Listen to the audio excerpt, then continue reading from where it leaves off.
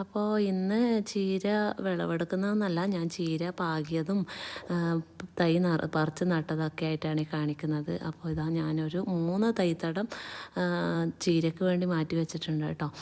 അപ്പോൾ ഇതെല്ലാം ഞാൻ വിത്ത് പാകിക്കൊടുത്ത് ഇതാ മാറ്റി മാറ്റി നട്ടിട്ടുണ്ട്. ഇത് നന്നായിട്ട് വലുതായി. ഇത് ആദ്യം നട്ട ചീര തൈയാണ്. അപ്പോൾ ഇത് ഏകദേശം പറിച്ചെടുത്ത് നമ്മൾ കറിയൊക്കെ വെച്ച് 2 വട്ടമായിട്ട് കറിയൊക്കെ വെച്ച് കേട്ടോ. കറിയല്ല, സോറി, തോരനായിട്ട് വെച്ച് കേട്ടോ.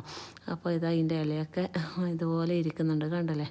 ചിലതൊക്കെ പുഴു തിന്നുന്നുണ്ട്. അപ്പോൾ നമ്മൾ അതിനിടക്ക് കുറച്ച് കറി തോരനൊക്കെ വെച്ച് ഉണ്ടാക്കി കഴിച്ചു. അപ്പോൾ ചീര വിത്തൊക്കെ പാകിക്കഴിഞ്ഞ് ഇതുപോലെ ഗ്രോ ബാഗിലും സഞ്ചികളിലൊക്കെ ആയിട്ട് നട്ട് കഴിഞ്ഞാൽ ഞങ്ങൾക്ക് ഒത്തിരി ചീര കിട്ടും കേട്ടോ. നമുക്ക് ഇലക്കറികളൊക്കെ വീട്ടിൽ തന്നെ ഉണ്ടാക്കിയെടുക്കാം. അപ്പോൾ നല്ല ടേസ്റ്റുള്ള ചീര വീട്ടിൽ തന്നെ ഉണ്ടാക്കിയെടുക്കാം.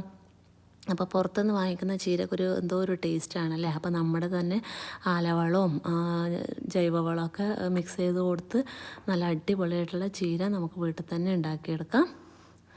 അപ്പോൾ അത്രേ